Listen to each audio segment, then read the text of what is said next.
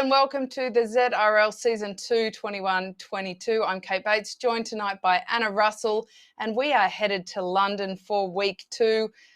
Race 2, Anna, it's going to be a cracker, but last week the season started with a bang. Sure did. And I actually raced last week and it was a bang, all right. That course was a nightmare. It was fun to commentate and produce, but man, racing it, that was intense.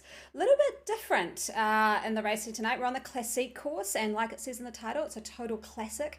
It's just a really nice one for the sprinters, I've got to say. You've got a sprint, then a bit of recovery, but as we saw in Premier League, there's a whole lot of different tactics you can pull out. So yeah, I think we're in for a bit of a good one. Yeah, we can dive into the tactics when they're out there. Tonight we'll be following the Cat A for the men and the Cat C for the women. We'll take a quick look at the course. Anna, there are a whole lot of sprints out there. They do have a fastest through segment and a first across the line for all of the sprints on the mall sprint reverse. People are going to want to have their speedy legs with them tonight. Yeah, absolutely. And key point here, the A men's race that we're following, that will be 6 laps. The women's C race will be 5 laps, so a little bit shorter there. But yeah, we've got a lot of laps, a lot of sprints, a little bit different to the Prem League we saw earlier today. There will be a sprint on that first lead-in sprint, which we didn't see earlier, so that's a good one to see. I also just want to pull up a little graph that I've been seeing has got a lot of attention on the socials. This is a shout out to Zwift Insider. They do some awesome stuff. This has been great for the DSs, just showing if your team could get all the points, how do they get split up? And as you can see, those first across line, massive, but also the finish line, because I think that also includes those FAL points. So fastest time segment, it's okay. I think a lot will be lapped up in that first lap. But yeah, it's that first across line, which is a big one. Yeah, that is a really interesting breakdown, and I do love that they give us all that data. A lot of nerds out there that join into this sort of stuff, yourself included, Anna, no less. Now, before we jump down to see what's going on this week, let's take a bit of a look at what happened last week and how that played off. In terms of teams for the A's, the team is a WC Allies. They won overall. Evo Barbarians in second, Aero Masters in third for that category. And then looking through into the B cat, this was the Innsbruck Ringers were first, the WMZMBs were second, and the Aeropressers are in third in these standings. If we look over at the C's, the AHDR Commodores are on the top, the Aero Bix in second, Tune Bike Works one, sitting in third. There's a lot of very familiar names further down that list, so I think we can expect this to get quite competitive as the season continues. Absolutely. Then looking at the D's, the WMZ Dodgers are in first, the AHDR Dillygaffs are in second. That's a interesting one. And the Cyclo Killers are sitting there in third place. We'll have a look at the women's team standings as well. We'll start off with the B cat. There is no A cat in the women's APAC division. No, so in the Bs, we've got TBR Smile on B are leading the way ahead of the AHDRL Bullets, and the Raven Bs are sitting in third there for the women's B. And looking through to the C's is the AHDRL Caramellos, the Herd of Wolies in second, and Raven Mad. I need to know what a Wolie is, to be honest, and Raven Mad in third. I would say Woilies. But I'm going to Google that once we're up and going. In the women's Ds, we've got the AHDRL leading in first and second, the Diamonds on top of the Daiquiris, and the Diamontes in third. There is a theme coming through here, Anna. I like the style of this D-Cat. So great representation again there. And again, I think it'll be quite a competitive season for that division. Absolutely. So we managed to get into a bit of the B cat women's racing as well. So we might head on down, have a look what's happening there. I'll see if we can get into the C cat too. But got a nice little battle happening. I saw them jet off the line. So we'll head down and have a look at this B cat in the APAC women's division. Super. Let's get down in there. Now, the first lead-in sprint is actually after 5.2 kilometres. So it starts pretty quick. There are not a lot of places to hide at all for the athletes. We've just got some of the background data coming up on screen there. It's quite interesting to see all the mechanics that go into this, Anna, to be honest. Now, there was a little bit of chitter-chatter on socials last week about the complexity of how this all works. I hope everybody has settled in this week and is ready to race. Let's talk about the power-ups before we get too far into it, Anna, because we're missing the burrito this week, but what have we got? Oh, the ghost. Now, it's such a good one. I've got to say, it was phenomenal to see it happening in the Premier League. I don't know how often they've had it in the Premier League, but it shook things up. I mean, you'd almost call it the sort of solo attack off the front power-up. That's how it was being used. I think that's how you've got to use it in the racing for APAC, because it's sort of, this course, there's just not a whole lot of places that you can get away, and that ghost will just add that little bit of extra. It's 10 seconds though, so it's short power up. Yeah, I would drop it. I would drop like a meter off the back, and then I would get out of my seat, or 10 meters off the back, not a meter, 10 meters off the back, get out of my seat, get to a high power, then drop it and fly past them at massive speed and massive power without them noticing. And then by the time you come back, they may not even be looking at you. I reckon that's how I would do it. Exactly. And I mean, what's cool for us in the commentary box, Kate, is we can see when that ghost has been dropped. So we can see the rider kind of disappearing up, and you can see their watts. It's insane. You know, they'll go up to like 10 watts a kg just to make that little break to get away. So yeah, it's an interesting one. We've also got the draft and arrow, which are good classic power-ups for this classic course. It's a really, really interesting sprint. It's quite hard to time because it just goes into a bit of a downhill leading into the sprint and then kind of evens off. So you've got to have a lot of momentum. I saw people dropping drafting power-ups right back at sort of 600 meters to go. So yeah, it's a real timing conundrum in this one as to just how to purely get it right. Well, and for the commentators, we have to be very careful not to spoil the fun and tell too many people about it when it's going on. We actually had the Australian National Championships over the weekend, Anna, in Ballarat, Mount Buninyong in Victoria, in southern Australia, in the state of Victoria. And we would have had a lot of familiar names that are going to pop up tonight, especially in the A's for the men and some of the Bs for the women as well, who are out on course. And a very big shout out to a lot of the Zwifters that we see quite often in these leagues and also in the WTRL TTTs. A group of them actually won from Harlequin the Australian Club Teams Time Trial Championship. So Clara Nash, Katie Banerjee, they were in there, some really great Zwifting names. So it was great to see. I don't actually think, Anna, that they'd ever met each other in real life until they'd gotten down there. That's so cool. I actually saw your socials on that, Katie, and I was like, that is epic that they have used Zwift over the winter, over these lockdowns, and then they can, in real life, go and take that out. I mean, you would sort of think the skill sets are so different, but yeah, I loved seeing that, and it's been great to commentate on Banerjee and some of those AHDRL riders, and I'm sure Team Aero was out there. Were many of the question I had were many of the Zwift Academy riders were out there racing? We had Neve Bradbury out there, and we also had Jess Pratt. I believe Rachel Wales and Imogen Alton were there, but I didn't actually see them. And we had this conundrum that happened, Anna, where in a preview, I said my big smoky was Ben Hill, and I was very excited to see him. And then he tested positive for COVID on the Wednesday. Oh. So he wasn't able to race. Is that right? Or is that his brother? Ben Hill is, yes. Yes, okay. And then Mark O'Brien, who you remember from last season, who was just taking the mickey a little bit, he also had a sensational ride in the men's elite road race too. So lots of familiar Zwifting names, and just really encouraging to see. We just want to pull our attention to this full team AHDRL attack off the front. 4 riders absolutely going for it. They are sprinting up this climb, up to 9 watts a kg there for Mel from AHDRL. That is absolutely phenomenal. She has crushed it.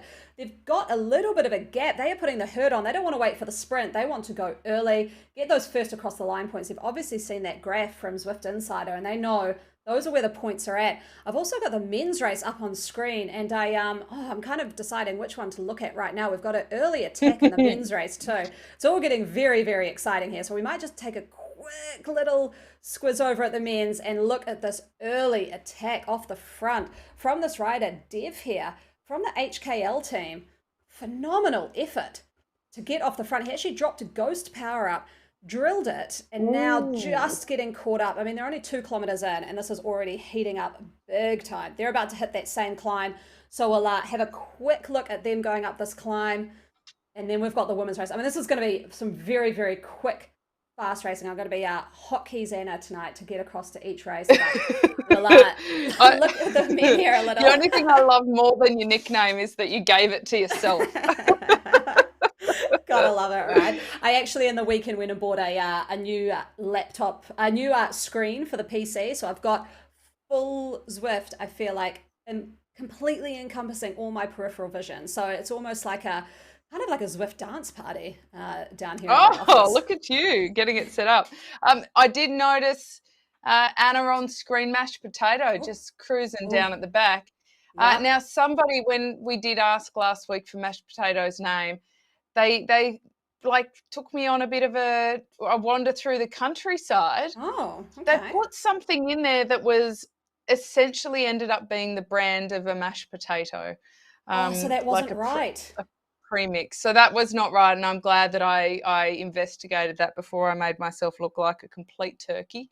But we still don't know mashed potato's name, and I have noticed that he's also got a beanstalk in that team in Evo this week. So mashed potato and beanstalk are having a little bit of fun. Now, this is the first sprint, Anna, the first lead-in sprint.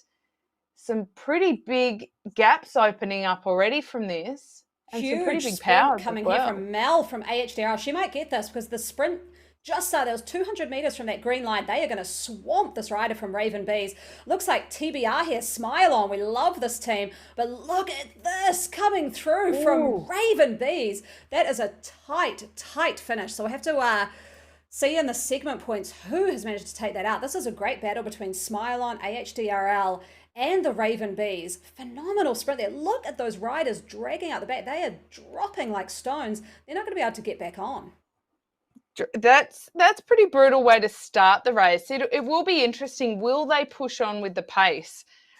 Because they don't necessarily need to. Now, I think, Anna, Kerry Gigante is out here. Ooh.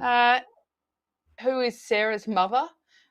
So Mama the Gigantes just, it's like they're Zwift bombing us.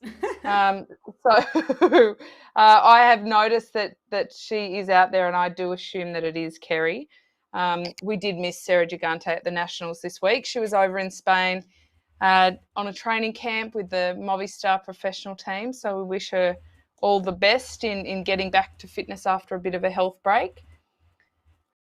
In the meantime, we've got Kerry lighting it up for us, so we'll take that, won't we?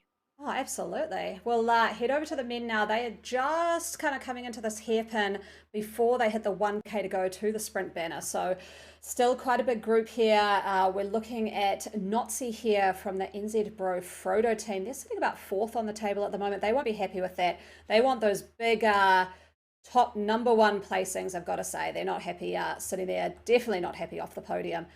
Now, I'm just wondering, I mean, if you're not a sprinter, what are your options in this kind of a race? I mean, I'm kind of asking for a friend here.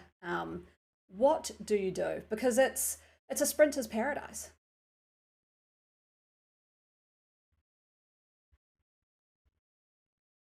Oh, looks like Kate may have just disappeared there for a sec. But yeah, it is an interesting one here coming in, because what do you do if you're trying to get away from the sprinters, be able to drop, but not burn too many matches and get caught? We saw that today in the Prem League. I saw Kristen Kolczynski actually go for a very, very early breakaways. We're seeing some ghost power-ups being dropped here.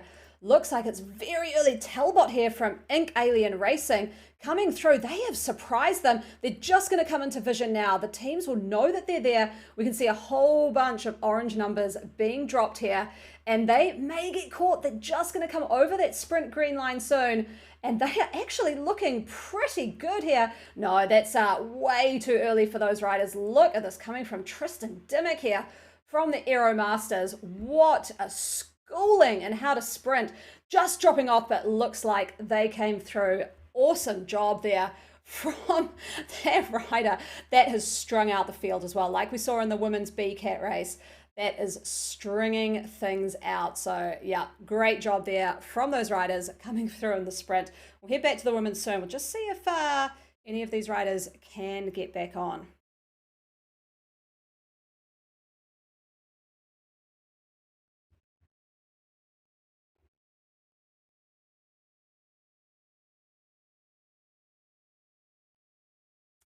Looking now at these men's races coming through, just unfortunately, it looks as though those riders at the back will not get back on. That was a phenomenally timed sprint. We'll get these segment points up very shortly just so that we can see who managed to take that out. We've got a visor rider on the front. I don't know if I ever like to say that. And it's an NZ Bro rider. The Kiwis should know better. There's a lot of NZ Bro out there too, Anna. There's like 12 riders across the two teams. Of Gandalf is one of the teams, which, wonder where that theme comes from, hey? And it is good to see. I mean, I know that it's been quite good even in the last 18 months, how many more representatives we've had from New Zealand. Because when we did start this APAC, it was very much Australia rather than anything else. So it's been great to have that representation improve. Now, Tristan Dimick is a rider. He rides for the Aero Masters, the Aussie team out of Victoria. Although now they are all spread out. They did start at Federation Union Victoria, the Australian Esports organisation, esports racing organisation, of course. But they have got some really good talent across the board, from the young riders to the elite and into the seniors, Anna. So they've done a really good job. Even as one of their team has moved up to Premier League, we've seen a really impressive team step up into the men's A here. And I think we know that we can only have one team from each, one crew from each team in that Premier League. But I think it's a credit to the organisation that they've got so many people to step up into that next division.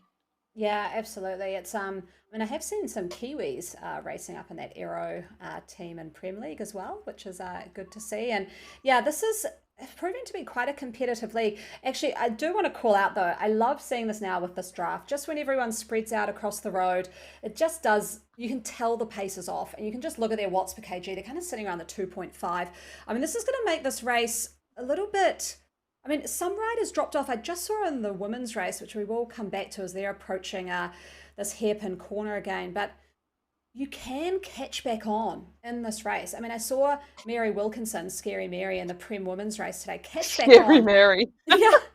I think that's a common nickname. I think that shouldn't be too offensive. But she... No, I don't think so. Oh, she got back on after being dropped like a stone after a big sprint attack. So, yeah, you can see a rider just there in no man's land off the back. He'll be pushing forward some TT watts just to get back on these guys.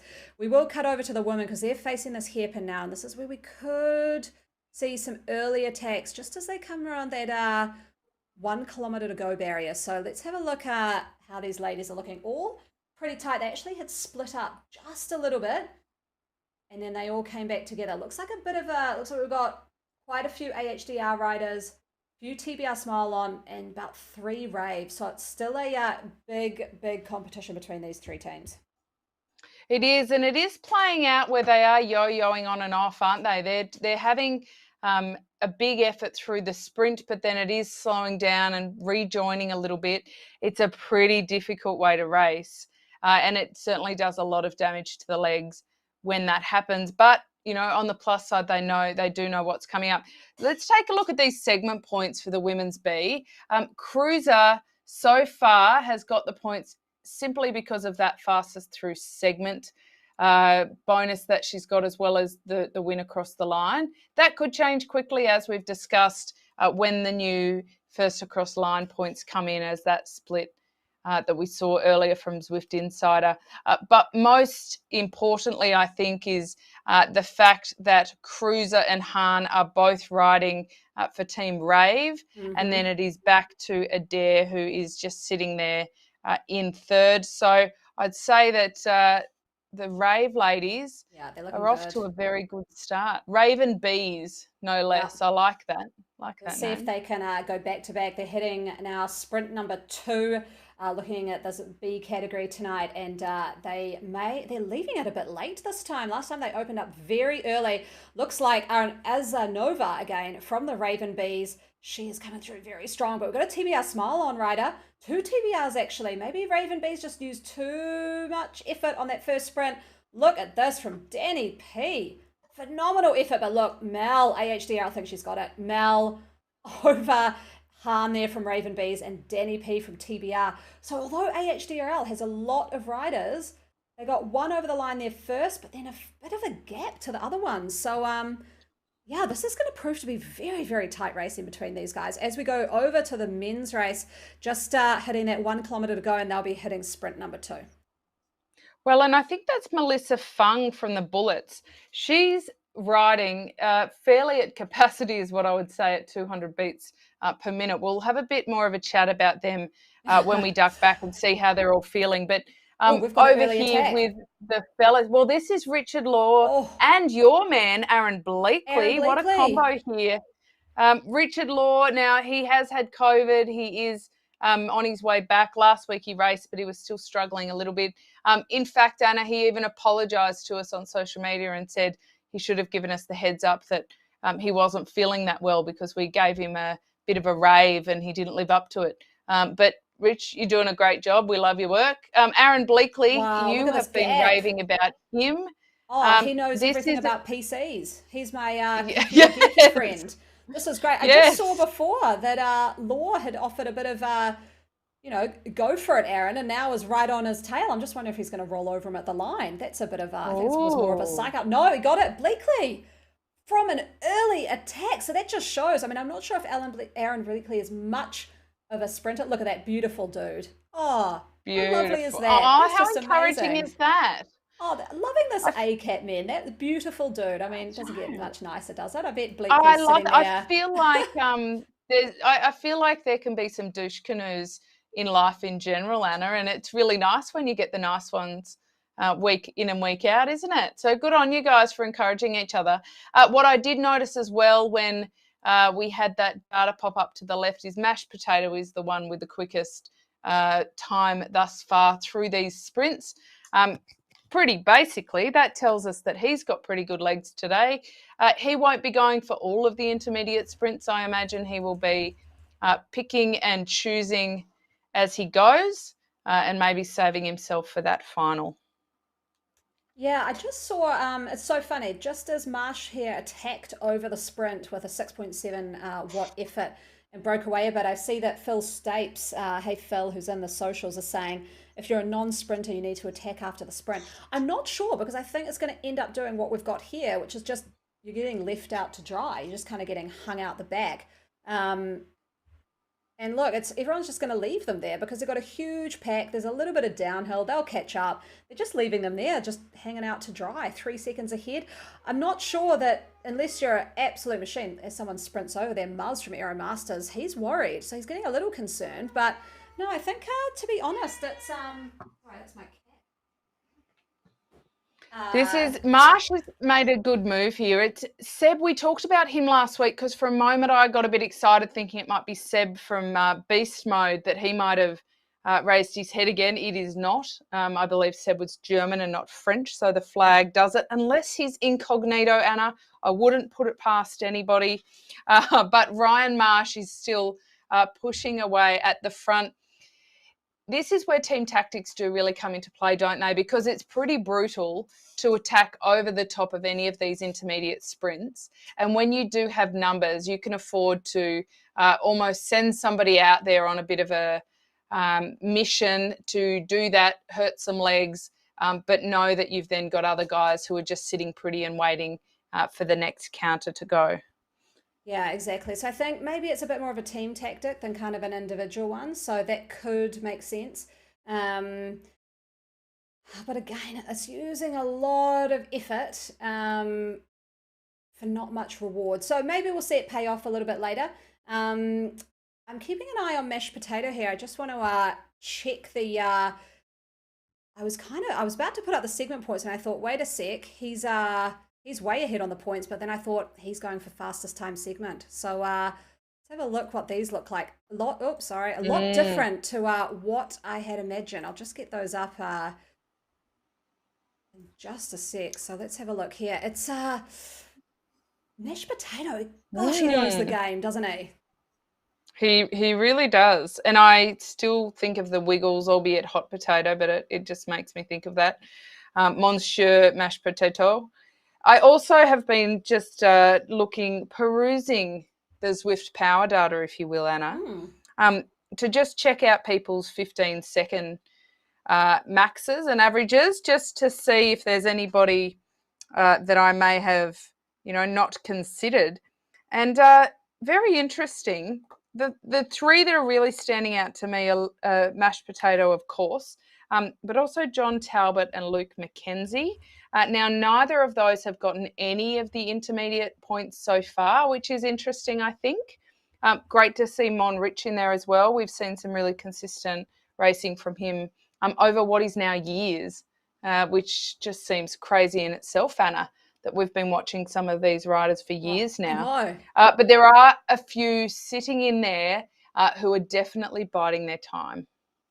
Yeah, that's I was quite surprised there to see the impact of those fastest time segment points because if you remember from that Zwift Insider pie graph that I just love is that it's really first across line. But I think we're going to start to see those first across line points becoming more of a big deal because all of the fastest time segments probably got lapped up in the first lap. When you're on fresh legs, you can go a little bit quicker.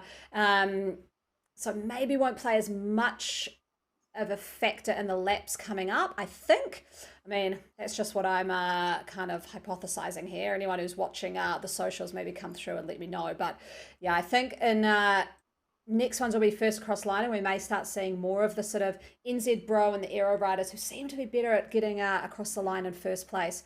But watch out for those pink ones because those Evo riders, I mean, if there's any wily team out there, I've got to say it's Evo. They just know what they're doing and they seem to just know all the numbers and all the ways to get as many points as absolutely possible. So, yeah, it's going to be an interesting one. We do have the women and the men at the moment on the exact same part of the course. So we will watch the men go through this one and then we'll flick back to see how the women are going after that next sprint.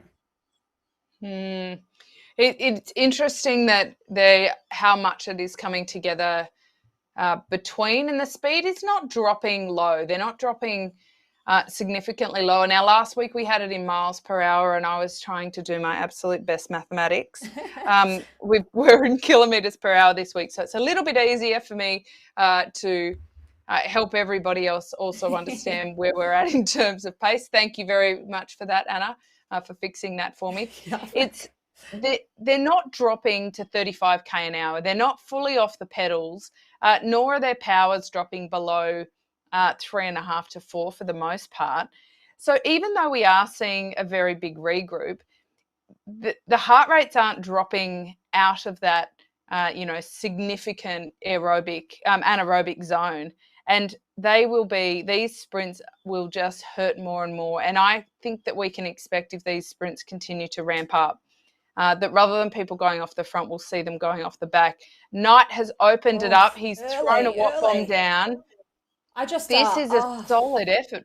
Is it a Woo. good one though? I mean, I'm interested to see whether this is going to work because he went straight when they hit the red carpet. 500 meters to go. He's got a huge gap now. Hickford, Mon Rich is coming. Law, wow, he's going for it now. I thought, man, he is coming through. This, I think he's going to take it. Knight's going to keep it right to the line and a huge sprint for that second place points. But wow, that's a good one for people watching and coming up into the upcoming races. You can go early. So, yeah, and yeah, boys. I mean, this is a loud crew tonight. I'm liking it. Yeah, boys. That was good. Great timing. But I guess the thing that I always wonder after that is, what's the impact now? Mm. Are you able to recover from such an long effort. Nice, Joel. Bit of encouragement there from John Talbot. Good stuff, John. We'll be all eyes on you toward the finish. So he's obviously fresh enough to be typing a message. So I reckon he's sitting in and looking pretty good for now. Murray Biden, I just saw him pop up from Team Aero, the Aero Masters. They are all, from my quick little flick through Zwift Power, Anna, they're all in decent heart rate zones. There's only one or two of them that look to be fairly composed. I must say John Talbot is one of those. He's still got a fairly conservative heart rate. He's also got such a very good 15-second average watts average for the 15-second sprint. Now, the under-23 men's road race on Saturday, Anna, at the Australian National Championships, the winner was a fella perfectly named, Blake Quick. Of course, quick by name, quick by nature. I mean, I feel like he should have that written on the back of his jersey or something. Anyway, he's a very nice young kid, and he came from a track background, and he's been living with Luke Plapp's family. And Luke Plapp, of course, won the elite men's race, got an Olympic medal last year, and has just signed with Ineos.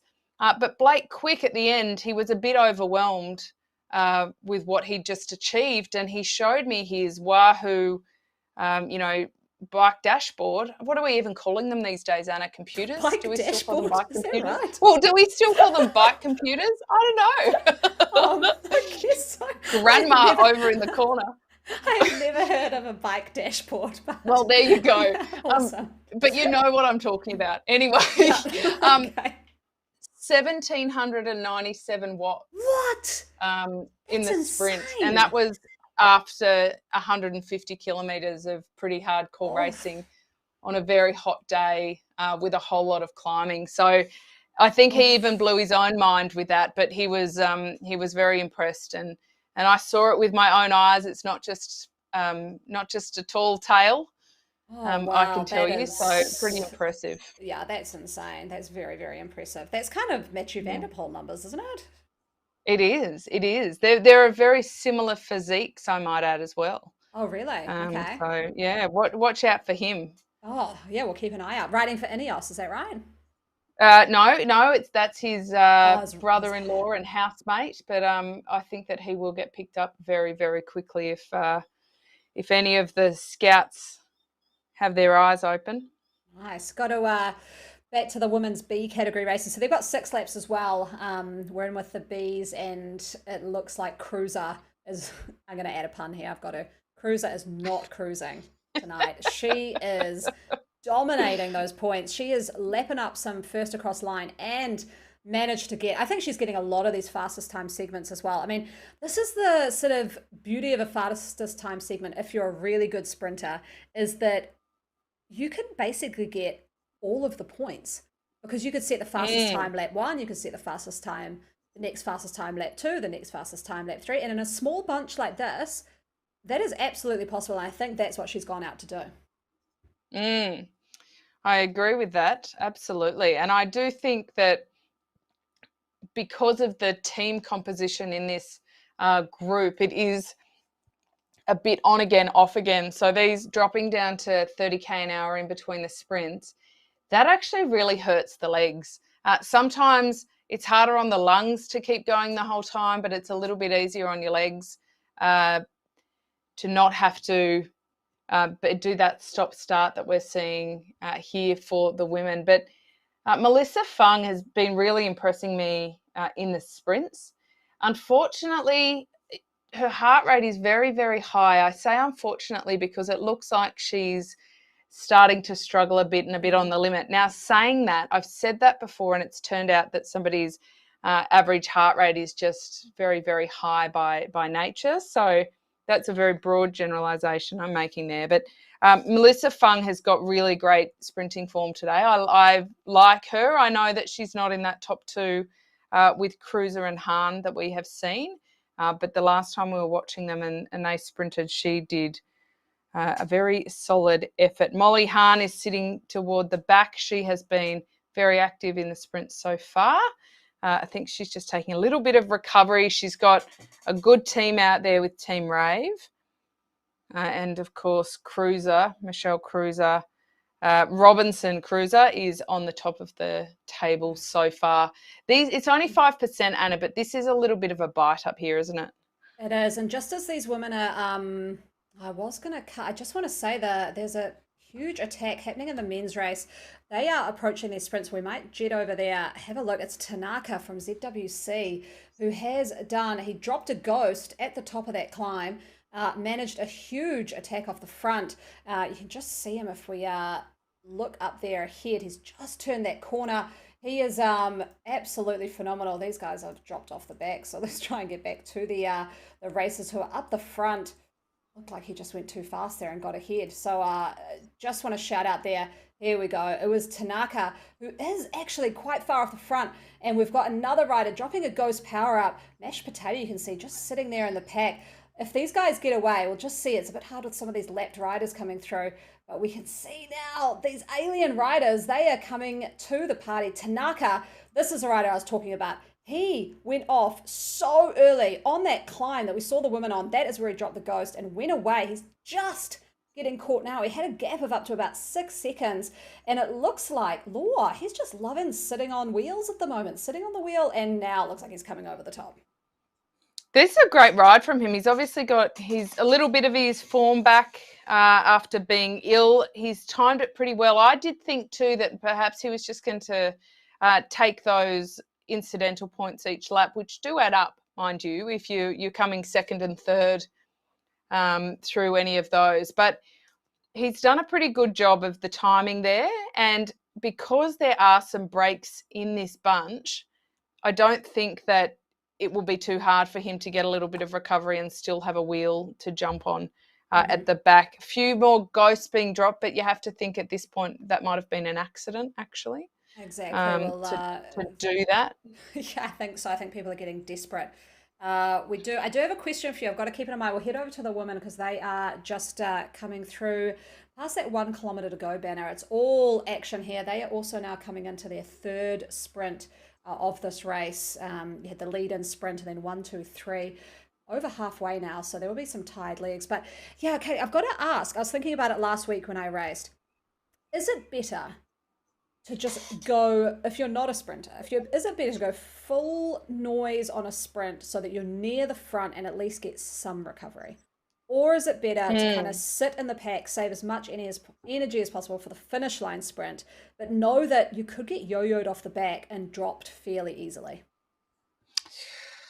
Yeah, I mean, it's a good question. And I think some sprinters just have one big effort in the tank and you know, for them, they have to kind of put all their eggs in the basket of that final sprint and hope that it comes back together. But there's a lot more riders who are quite handy and quite fast and can reproduce that effort on a number of occasions. And for them, it's definitely better to temper their efforts and go for those intermediate sprints. What's really standing out to me in this sprint, Anna, as they go through there, is literally half of the field then were dropping ghosts. That would look really strange in the race. Well, but it's also not very effective, is it? Because I don't necessarily think that dropping a ghost in a sprint is that helpful. I think it's more helpful to drop it to attack, or even drop it at the very end of a sprint to then counter attack over the top, where riders are a little bit fatigued and having a moment's rest, and also can't see you going until it's too late. Like, I think that would be the preferred timing for me. Kate, when are you going to start racing? Because that is absolutely 100% correct. When are you going to join the Zwift Race League? Get in there, get amongst it. Because seriously, with a comment like that, you would own this kind of tactical racing. That is so on point. Yeah, well, you might get me out there. We'll see if you can convince me to do that. Not in the APAC League, obviously. Otherwise, I'd have nothing to talk about. I'd have to join American East or something, I think would be the time zone that could work for that. Mind you, I'd turn up to the America West time zone with a somewhat flushed look about me. Oh, no. Yeah, it's all I thought when I saw those ghost drop would be that would look so bizarre in game, because we can still see the riders, but in game you'd go from this whole pack to maybe 4 riders left there. It would just be so weird looking. So yeah, it would be interesting, but you're right, absolutely not the time to drop it. They should have. I mean, we make these assumptions, but these guys will be hurting, so it's easy for us to say, oh, maybe drop it and do an early breakaway like we saw in the men's race. I mean, that was phenomenal, but that is hard. And they're 23 kilometers in. They've still got, they finish at around 38, just over 38 kilometers. It's a bit more riding. I mean, I think people are just playing it safe a little bit. I think you're right. So for the women, we are in B. They're at 32.8. They're a little bit shorter for the women. It is the B women, sorry. So they we just didn't jump in with the C's in the end. We got the B's. So right. So we 38K. 38. Yes. Yes, so the C's will be thanking their lucky stars. They don't have that extra lap to do, I'd say. Exactly. So it is 6 laps. That's a lot of intermediate sprints along the way. And we are seeing a very significant drop-off of pace in between, which is also suitable. This was a really interesting conversation that happened around the crit racing on the weekend, Anna, is, are you, and I hate the word, but are you the L word, lazy, if you don't come through and pull turns? Or are you smart? And is it really about being fair and pulling your weight if at the end of the day your objective is to win the bike race? And if that means not pulling turns in a breakaway or, hiding in the bunch until the sprint at the end, if that's the best way to do it, isn't that just smart? And it was a bit contentious between the commentators, I've got to say. Everybody had their own opinion and were their own riders. Certainly you can imagine that the sprinters have a very strong opinion one way and the breakaway riders a very strong opinion the other way. But, I think in this instance, that is how this race is playing out. And therefore, the riders do actually have to be patient. If they do want to attack, they need to time it well. But that will not be an early attack or even a mid-race attack. It will certainly be quite strategically timed at the back end. And if we look at those segment points, it is still Robinson Cruiser who is leading the way, and quite significantly, with Molly Hahn sitting in second, Adair in third, and Michelle Fung, who we've discussed. I like her. I think she's got some really good acceleration in her, and I think in the next couple of weeks we're going to see her form improve more and more. Well, head over and see what's happening in the men's race, because they are approaching their next sprint fairly soon. So they've got a ghost dropped right at the back, which is probably not. Oh, wait, there we go. Whoa, it's long. I like it. We've got Kato off the front from ZW. Look at that. That is great imagery too. Coming down the mall in London. How often do you get to do that? That looks phenomenal. It's not raining. He is sprinting for his life. Is he going to make it? I think he will. What? They're just dropping off. What is he doing? What is he doing? I don't know. That was. I think he thinks he was going to make it. These guys are going to roll over. Oh, no. Oh, what was that? Oh, no. Oh, Kato held on and Endo came through, and Law, it's almost like maybe he had a drop chain or something. It kind of went from 10 watts down to 1.2. I mean, that's got to be something. Something's had to have happened at home. I think he's blown a foo-foo valve in there somewhere, Anna. That was a really great, that was perfect. Like the timing of the ghost drop and the attack, that is like the perfect textbook example of how that can work in terms of gaining that break without anybody even noticing. Whatever has happened to him in the meantime, and it may just be bad legs, it may be drop chain, whatever. Because look at him at the back here. He backed it off and hit them hard. I love this. I think he's listening, that was terrible. Anna. And then look, it just ended up being, it's like he got shot out of a cannon. Look at that little ghost there in the middle, and then suddenly that ghost, it's like a Pac-Man, boom, and then pew, off. And then I just want to see what happened here.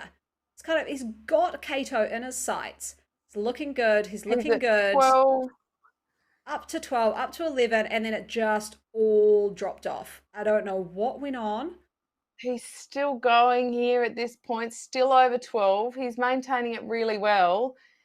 But then, Boom, 0. He had a dropout. okay, Oh, something's happened there. there we go. It was a dropout. Okay, that makes sense. I was That's wondering what had happened. that's annoying. That's what you never want that ever. So yeah, You do okay, not. No, he did. That was tactically sensational. yeah, Um, and I think that is an excellent way to have a little bit of fun with a ghost power up, because the beauty of that is that the tactic isn't lost to you, because you can do it again with the ghost power up and nobody even knows you're doing it. That's kind of the whole point, right? yeah, exactly. We're seeing a bit of a change to the men's results here. Mashed potato, he picked up a few FTS points, fastest time segment, but as I'd kind of predicted, now it's all about first across line. We know that if the fastest time segments are pretty much all gone, unless someone's got some magic legs that they're holding back. But looks like Endo here. He took that one out. He's looking good. So he is getting a lot of those first across line. So yeah, looking quite good here for ZWC. And there's a bit of a sort of mixed bag after that. Endo's got a very lovely Zwift power profile, I must say. So Kenta Endo from ZWC Allies, he's very, very consistent rider. He's, of course, a level 50 Zwifter, and he does a lot of IRL racing as well on the road over in Japan. So he's a very experienced IRL racer as well as a Zwift racer. And he has been very consistent. And I think that his results are really showing that, because it's not about the fastest, it's about the consistency of the first across the line. Now, this is interesting. If you just look at the jerseys there, Aero, they're getting organised, the Masters, but I think from past seasons, Anna, people have wisened up to never let too many of those green and gold jerseys get up the road. That was a concerted team attack we saw there off the front, and there's quite a few of the other riders joining them up now. There's there's a few of the Alien Inc. riders who have crashed their party. But look at this.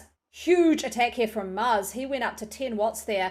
Stevenson from Inc. This looks like a bit of a Aero versus Inc. kind of situation here, but I think this is absolutely a team tactic. I mean, they're rolling over 30.6k. They've got just under 8 kilometers to go.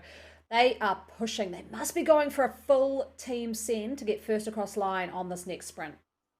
I like this. This is really good racing tonight. I think that everybody's brought their A game in terms of tenacity and interest to keep it racing. I noticed John Talbot just sitting in the middle very comfortably as well. Mashed potato kind of hanging out toward the back end also very comfortably. Now, he is in one of the pink jerseys if we want to be able to locate him when the names aren't popping up.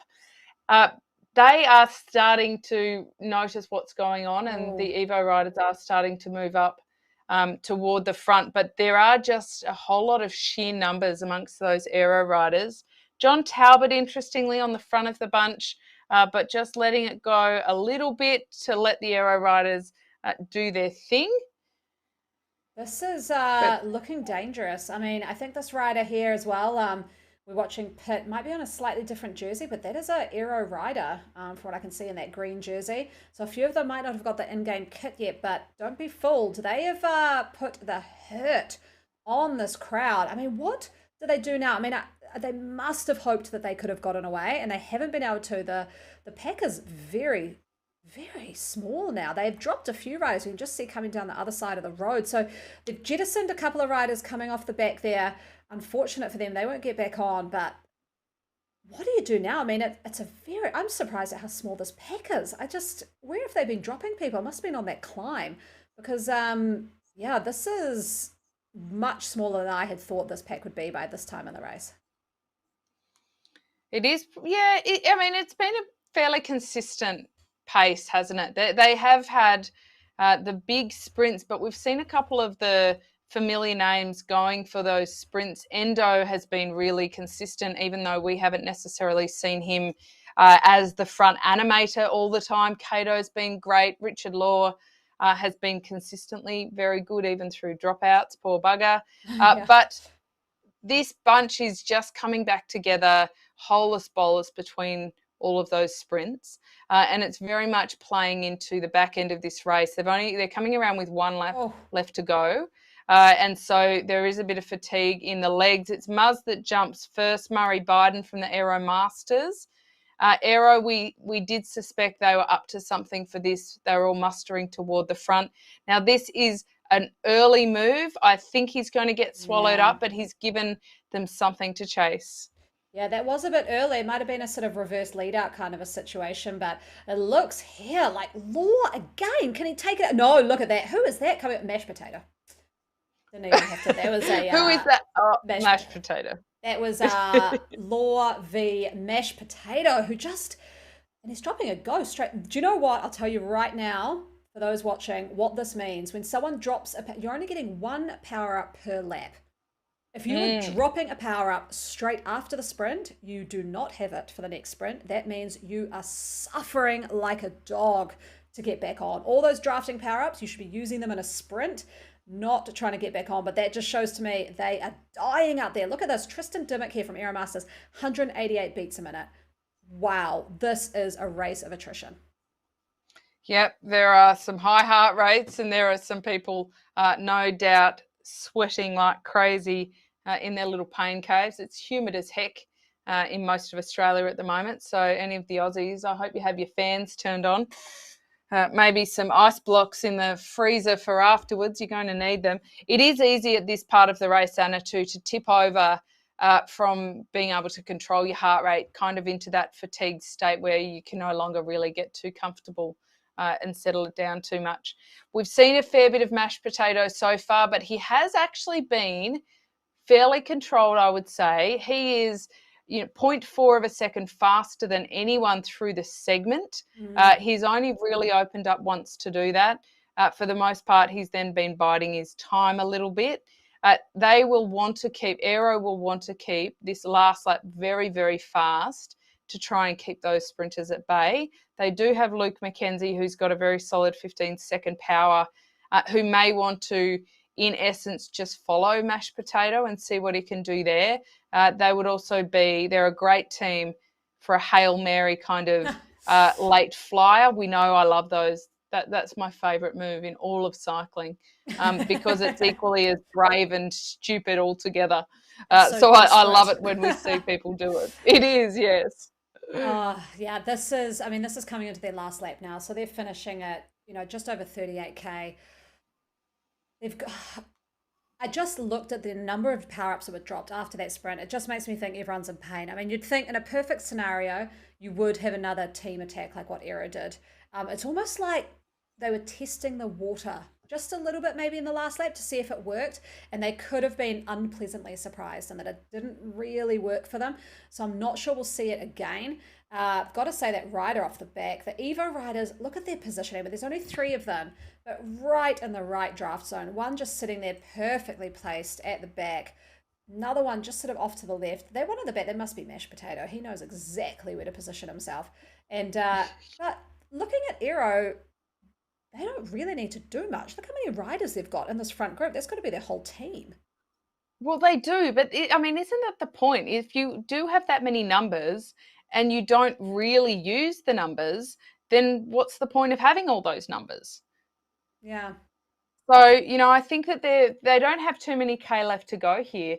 It wouldn't be an ineffective strategy for Aero to start with a very long and very hard lead out, which actually looks like they may be forming that, or perhaps from this angle, it's hard to know whether they're trying to form a lead out now or they're actually just trying to put a bit of pace on at the front. But, they do have the numbers to have 4, 5, 6 different counterattacks and really wear out the likes of Mashed Potato and John Talbot.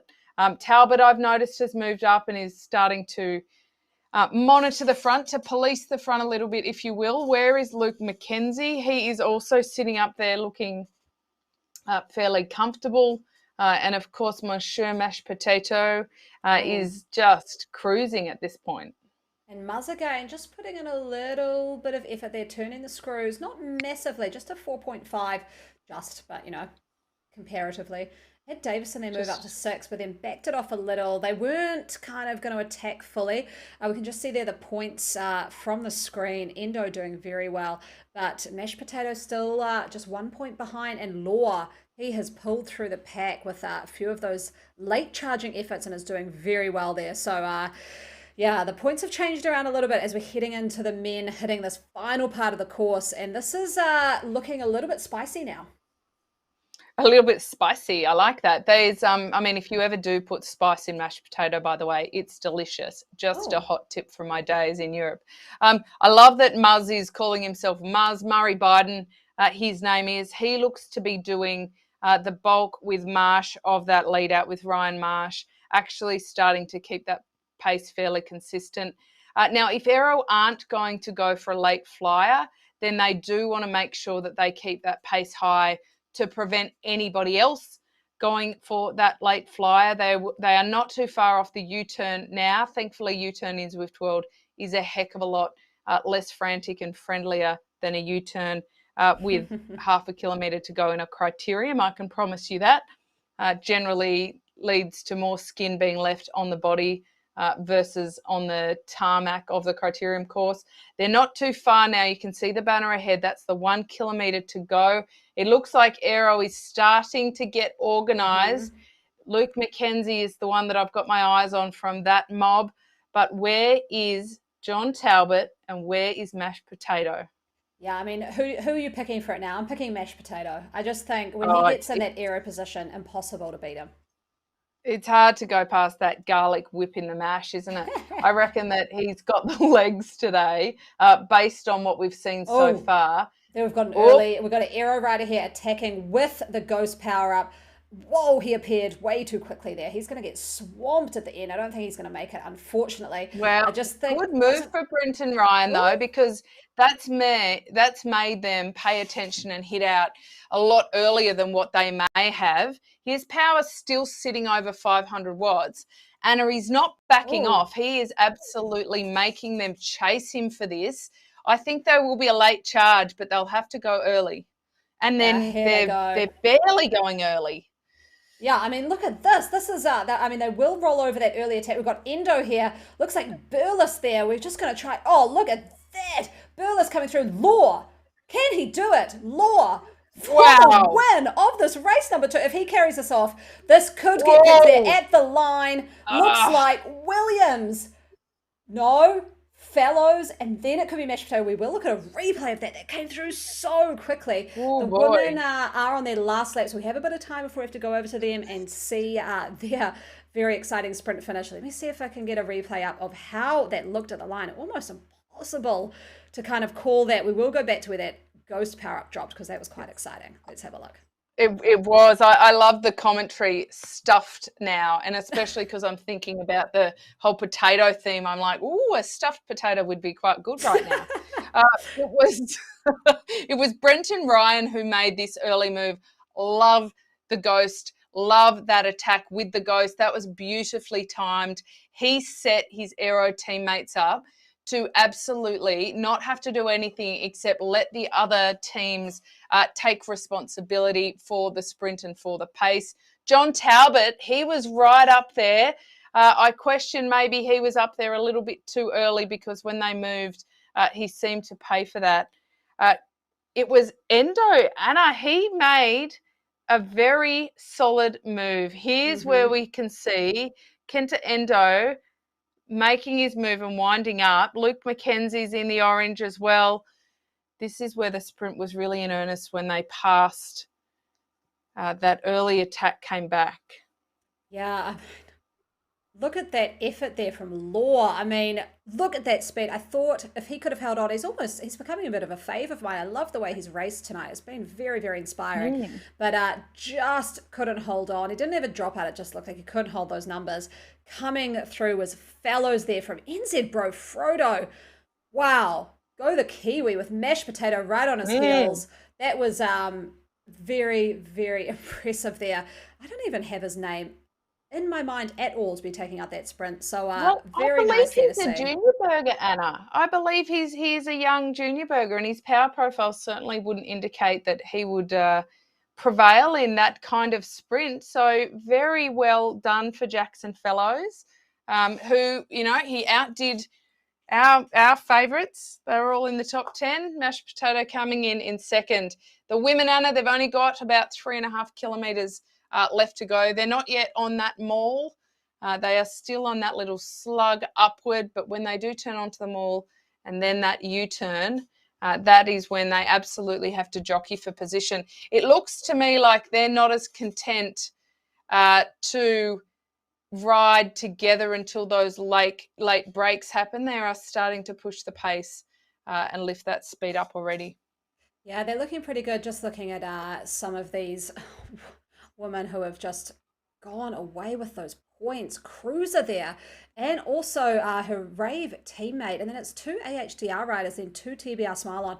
TBR Smile On is not sitting in a good position at the moment with Rave and AHDRL sitting in the top 4. They've got to go for those finish line points. Absolutely. So they're hitting this climb. They've got a little ways to go. It looks like they're kind of getting a bit cagey, but yeah, it's all on Smile On. They've got to do something in these last few kilometers. They've got so many riders up there. Like we talked about in the men's race, Aero had a lot of riders, but what does it matter if you can't sort of get heaps of those points and take some of those finish line positions? So they've got to do that. Well, aside from the favourites that we've seen get a lot of those intermediate sprint points and might look to be the easy ones to back into this sprint, I've got my eyes on Camilla Belstead from the AHDRL Bullets.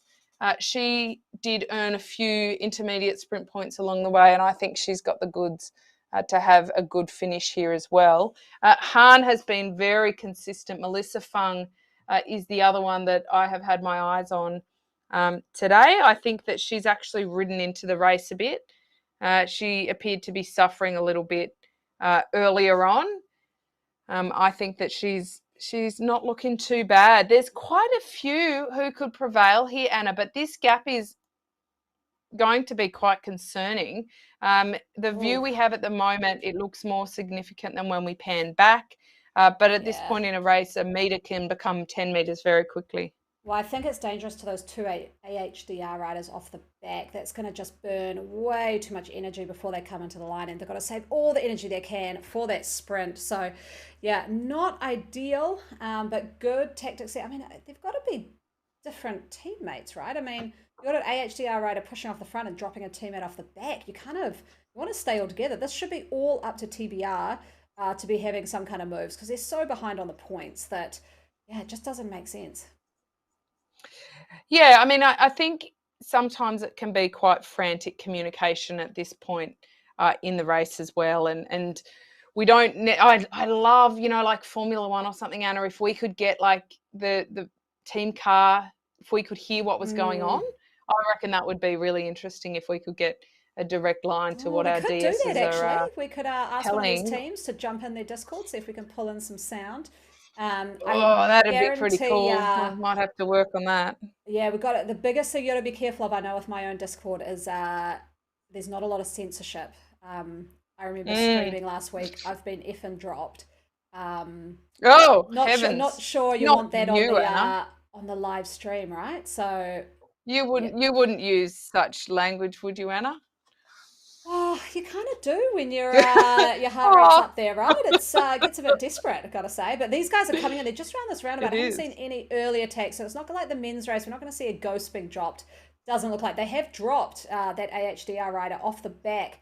Just see them way back there. They're cagey. They're cagey. This is a late sprint compared to what we have seen in the fellas. There is a ghost being dropped there, but again, I'm not sure the effectiveness of it at that point in the race. But the Raven Bees have been very impressive in the intermediates today, absolutely. And this is playing out very late. They wait till they hit that sprint line, but look at those 4 green jerseys. Oh, TBR's done it. They were listening. They are all going for those finish line points. This is phenomenal. This is just what they needed to do.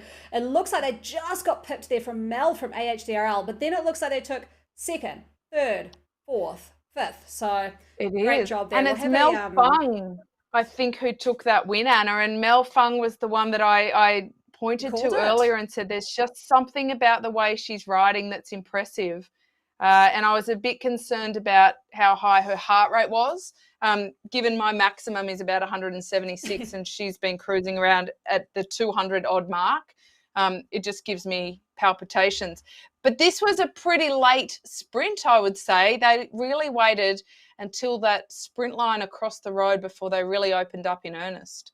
Yeah, I mean, that Ghost Power Up didn't really do too much. We can see there just the Raven Bees riders. We've been looking at Cruiser all night.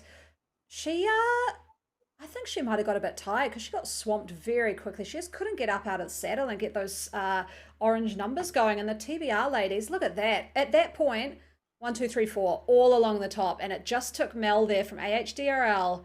Look at that. She drops the hammer with about 85 meters to go and screams past those riders there to take the win. It looks like it's a bit tough with that angle to tell, but we'll hopefully have the results up soon. We'll have a little bit of chat about that race, Kate. And just quietly, I think Melissa Fung's a little bit of a pocket rocket. I'm just looking at her profile, and I think that she's a little bit of a Cavendish style rider, like very punchy, very petite in stature, probably the size of my left leg. And often those riders have really great accelerations into these kinds of sprints, and that was a really great sprint from her. In many ways, I think today's race played out in a very predictable way. You know, we knew it would be one for the sprinters, and we did see that. A couple of takeaways. Some of the tactics we saw were very brave. They didn't necessarily work, but they did show that in the right timing and in the right moment of the race that it could be a very good one. Another takeaway, Anna, I got very excited because I thought Brad Pitt was racing with us. Turns out it's Ben Pitt, and I'm not sure they're related at all. But I'll go with what can no. I say? I'll go with maybe they're not related to Brad Pitt. I'm sure he's claimed it at some point. And in the women, I thought it was really interesting watching how some of the riders like Melissa Fung was there and thereabouts throughout all the intermediate sprints, but such an impressive kick at the end. She'd obviously really been holding off on the timing for that. That shows great patience. There's a lot of riders who don't have a whole ton of patience. I can't blame them. I found it one of the hardest things about racing this kind of race is to sit in and just let it play out for you. We will take a look at those results when we get them up, Anna, and see how that has gone. But of course, for everybody, you can always head to WTRL.racing to get all of those results. And of course, there's so much happening across all of the different social channels from Twitter to Facebook. So you can check that out as well. Stay in touch with everything going on and all of your favourite riders. Looks like we do have the men's A results. We're just waiting for the B, C and D. See if we can chug the machinery in the background to try and get a few of those going. And we are just waiting on the women's results. So we can go have a look at the men's A if we want, see how that kind of panned out. And we do have some of the women's ones coming in. So yeah, we'll head over to the men, have a look at how this one came through. Yes, excellent. Alrighty. Let's take a look at the results for APAC Div 1, the mixed men's. And our winner tonight, Jackson Fellows. I think he's a young fella. I think he's a junior, Anna. So we'll have to do a little bit more investigation into him because what a sensational ride from him. The ever consistent mashed potato in second. I'm still very determined to find out Monsieur Mashed Potato's actual name. Brett Hickford, and a win for the Kiwis there too. I'll acknowledge that, Anna, for you. Yeah. Brett Hickford for the Aero Masters coming in third. Hendra Knutzer, also a Kiwi, another NZ bro. Great representation from them. Coming in fourth. Tristan Dimick coming in fifth. Richard Law, great to have him back on form in sixth, and some great tactics even if it didn't work. Likewise, Aaron Bleakley and his geek skills, he did great coming in seventh. Had some great sprints early on. Trent Burles, he was in eighth, Anna, for the Evo Barbarians. So they had two in that top 10. Impressive. Mm-hmm. Luke McKenzie in ninth. Kenta Endo in 10th for Team ZWC Allies. Pretty tight finish in the end. It was. I do. Before we go to the women, I can't actually get through to the B, Cs or Ds, but yeah, head to WTRL.racing. You know, everyone knows where to go. Go check out the results. But I do just want to note, Justin Fellows. Look at that watts per kg compared to everyone else. I mean, 3.7 watts per kg is very, very easy. I mean, he was all in for the win. That is just something to note down. Look at some of those others. Brett Hickford, 4.4. I mean, yeah, that shows, it kind of comes down to that question you were talking about, Kate, which was, is it bad to sit in the pack? Is that lazy? And then you go for the win. So that kind of, Yeah. I don't know, it's smart though, in my opinion. You got the win. Well, and I would also say that he's also not a 50-kilogram rider. He's not he's mid-weight in terms of the riders out there. So he has done a very, very efficient job of racing today, which, you know, good on him, very smart. I hate to tell you, Jackson, but you're going to have a big target on your back after that performance. Absolutely. But you know, you had a good week flying under the radar. So see how you go. So head to WTRL.racing to see the B, Cs and Ds there. I'm going to talk through the women's. This is the B cat that we just saw the women finish here.